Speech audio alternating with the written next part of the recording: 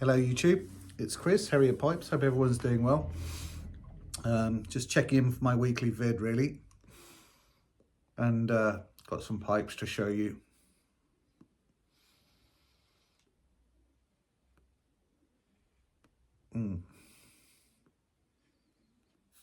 This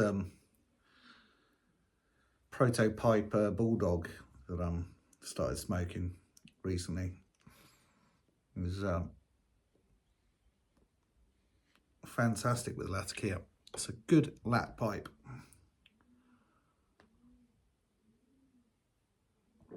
Cheers.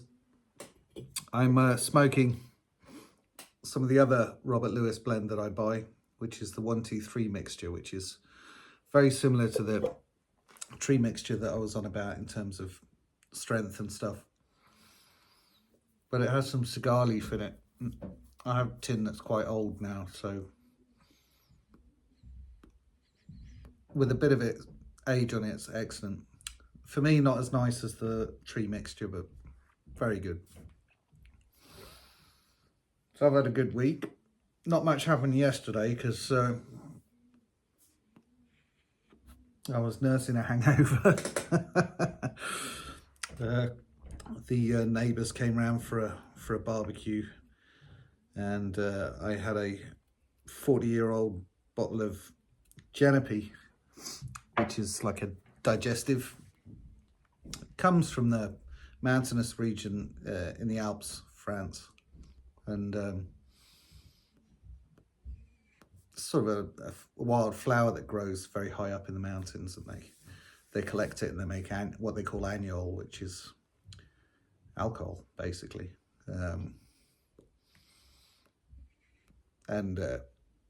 Throughout France in the countryside there are various syndicates where they get together whatever the sort of the local crop is, be it fruit, be it whatever it is, and they make this annual stuff. It's a bit like schnapps, I suppose, but Genepi tends to be a bit sweeter, but still 40 degrees. So it's a bit of a bugger for getting you drunk because it's so easy to drink. Anyway, that happened. So that was 2 nights ago. So yesterday was a bit of a write-off really.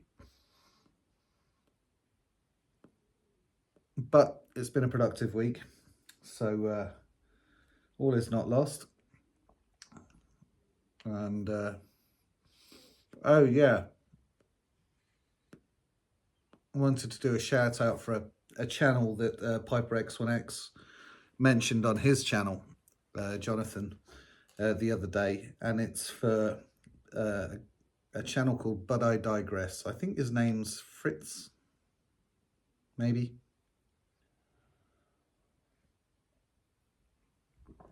But if you like someone who's he's a Canadian, but lives in America, I believe. And I quite enjoy the Canadian sense of humour. There's a reason why for years all the best comics on Saturday Night Live have been Canadians, right? And they have a sort of British people are kind of fairly sardonic and fairly sarcastic, and we have banter in Britain, which generally involves taking the mickey out of each other and yourself. If you can't take the mickey out of yourself, you're a lost cause, you know. And the Canadians have a similar humour, but with some silliness thrown in, and this guy's a great example of that. And you know, his videos, sometimes they're an hour long, but I've watched all of them now. He's only got something like 90 subscribers, and he really should have more because he's hilarious. I like it. He's thought-provoking as well, and a really good mixture of intellect, knowledge. He's well-read. He has interesting opinions on things, but at the same time, he seems to be ripping us, ripping the piss, we say in England, out of himself and everyone else while he's doing it. It's really quite a brilliant channel, really. Anyway, so I've enjoyed watching him this week. What else? Oh, and Father John.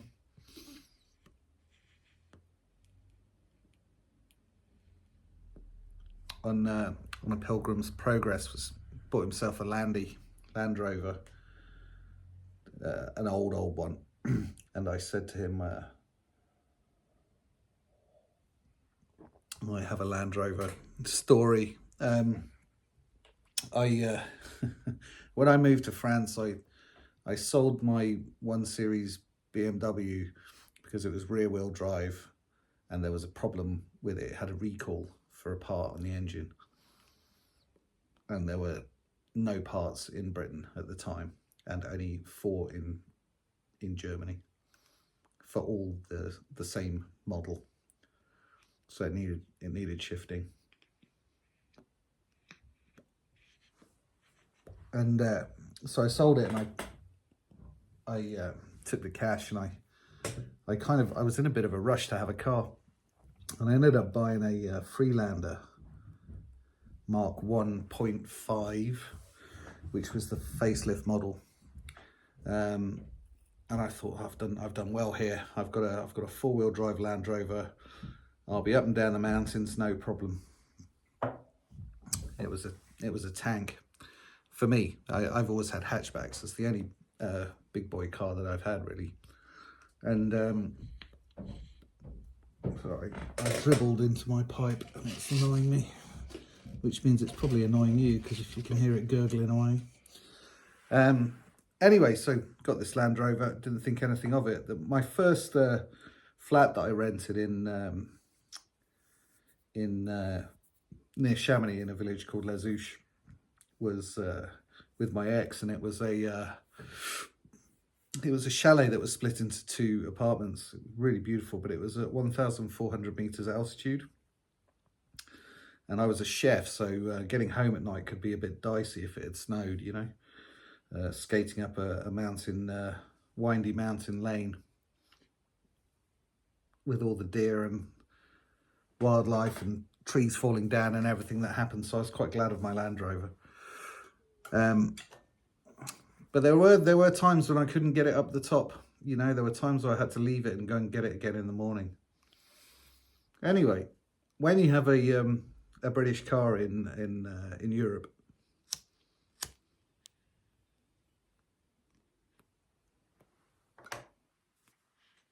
after the first year, you have to get it turned over to French plates. So I did that, got all the paperwork together, and took it in for what's called its control technique, which is an MOT. My friend Rich had a garage, so I thought, okay, I've never done a control technique before. I'll get it checked out before I pay for the control technique, the MOT. So I dropped it off with Rich in the morning. Busy guy, works like a dog, but a good mate. And I went off to work, didn't think anything of it, and he phoned me up, and I could hear him and the other mechanic rolling with laughter when he phoned me up. And I said, what's going on? He said, you'll have to get down here, mate. I've got to show you. It's quite unbelievable. So bear in mind, I've been driving this up a mountain for a year, and so I got there, and it was up on the hydronic lift, and he said, right, have a walk under your car and tell me if you notice anything. I took one look, and I understood why they were laughing, and I started laughing as well. Basically, the person that had sold it to me had taken it for the test drive, and during the period that I was had gone in to pay for the car, had whipped out the 4-wheel drive transmission. So, and then I'd driven off, not knowing any different. So for an entire winter season and an entire year, in fact, I'd been attempting to drive a front-wheel drive tank up a 1,400 meter mountain on a regular basis, and only a few times had I not made it. So with that in mind, it was practically worthless at that point. The only thing that's worth anything on those cars is the headlights. And then the engine if you're in the UK, but because of left-hand drive, right-hand drive stuff. So, so I had it scrapped basically. And I bought myself a Peugeot 208 little white hairdresser's car, which I still have, because my rationale was if I can get a great hulking quarter-of-a-ton, half-ton tank up the mountain without its four-wheel drive, then I can sure do it in a Peugeot 208. And never look back, really. So I will never own a Land Rover again, I shouldn't think. Anyway,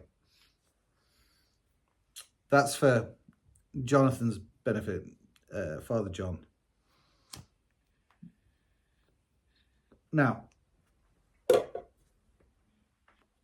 you're not really here for all that crap, so let's show you some pipes I've made this week. I've made a pipe for somebody, which is a gift from them to somebody else, obviously.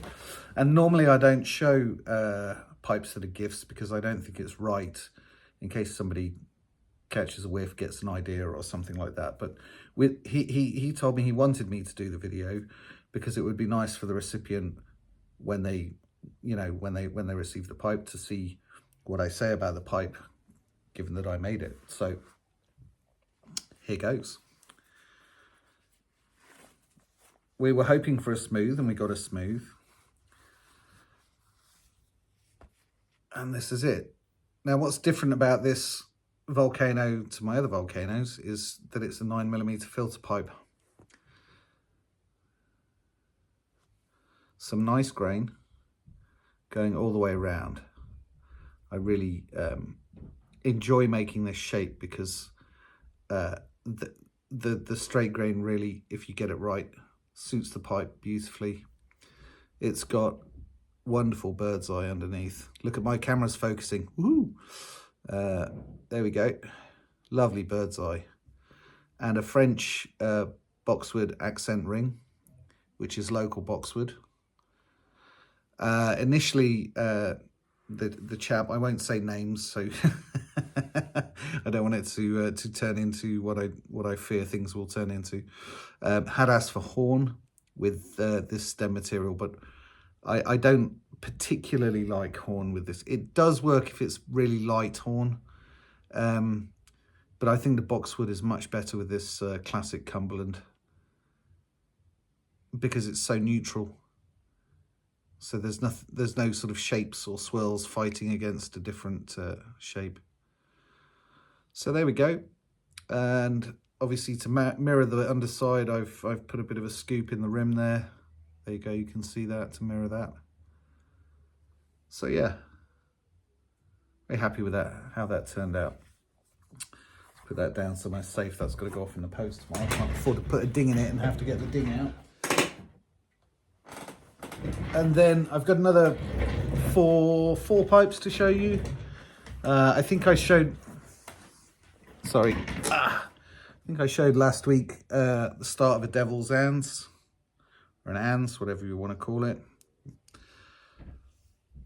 So there we go, that's it finished. That's with the red Eldritch stock, sort of translucent red. Nose warmer, so it's, how long is that?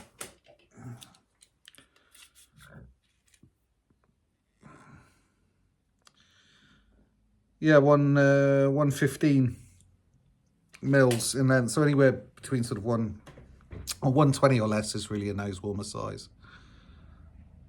Contrast rim with red highlights on the rustication to suit the stem. So that guy's ready. Then my good friend Chris, he loves a shape that he calls the 4 round. So you know the 4 square, which is a panelled billiard with panelled shank. Chris likes a 4 round, which is a panelled billiard with a round shank.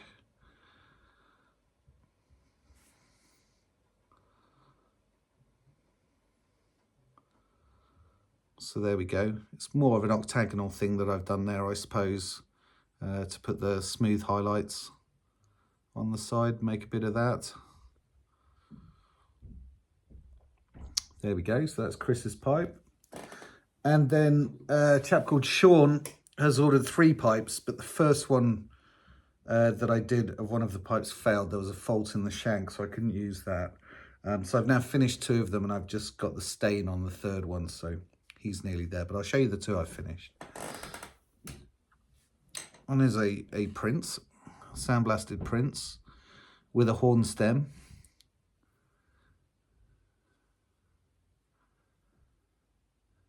Contrast blast. It's a good bird's eye on the bottom there. And some rings. Sort of wavy rings going around. There you can see. And a smooth rim. And then he wanted an Eskimo. I haven't made an Eskimo for a while. You don't always get a good block for an Eskimo. It's difficult to find a good block because you need a nice wide rim and you need excellent bird's eye. Otherwise, what's the point? Because the whole point of this shape really is to show off bird's eye. And he wanted a semi-blasted one, so I kind of Dublined it rather than bulldogged it. And I did that to make the most of this super tight, beautiful bird's eye. Really excellent block. So I wanted to keep as much of that facing forwards as I could. So I kind of raised the lip on the bulldog, which sort of makes it Dublin-y, I suppose. But I'm happy with the shape, and I know Sean is too.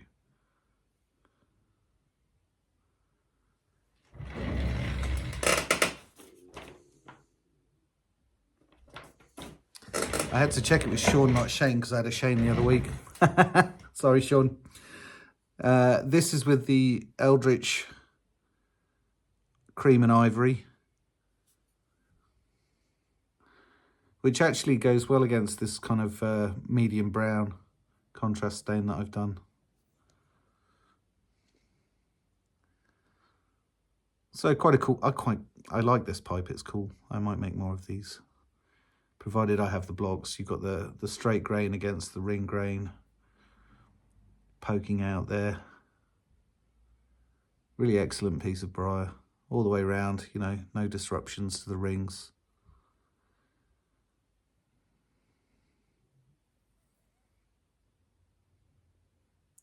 And a good blast. So there we go. That's, as they say, that's what I've got to show you this week. So I'm going to... I like this new camera position, but it is a ball ache for reaching everything that's normally to hand, because you haven't got a curtain behind me, that one there, and that's it. You've got a cool old French machine à floquet and some briar blocks. So I've sort of tried to change the angle, but it does mean I roll around a bit on my chair. Someone asked the other day if it was an old Alfa Romeo chair that had been converted. No, it's just a gaming chair from Amazon.